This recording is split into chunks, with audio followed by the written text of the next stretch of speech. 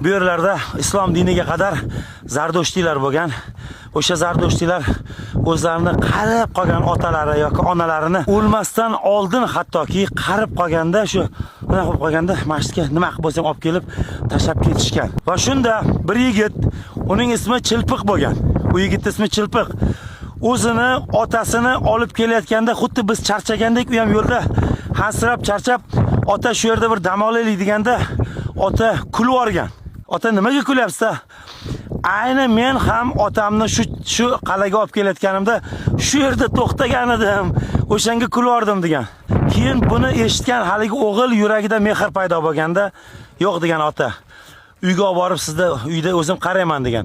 Sababi podshoh kimki qarilarda uyda mana shunaqa saqlab o'tirsa, jazolab o'lim jazosini bergan aholiga.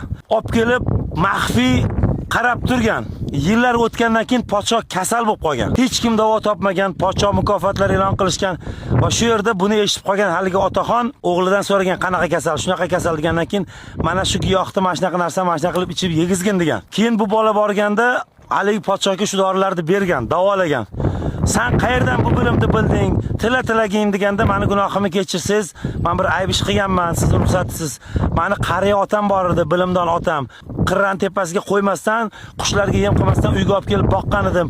O'sha otam sizga mana shu narsa davo bo'lishini aytdi deganda, podshohning kalkulyatori ishlab qolib, buyruq bergan. O'shandan keyin hech kim o'zini qariya ota-onalarini boqsin, javobgar bo'lsin, bu yerga olib kelmasin deb bu qal'aga o'sha Chilpiq qal'asi degan nom berilgan. Bu joyda o'shanaqa yaxshi ishlar bo'lgandan keyin Chilpiq qal'asi o'zining xususiyatini baribir yo'qotmagan. Nimaga? Bu yer mayoq rolini bajargan.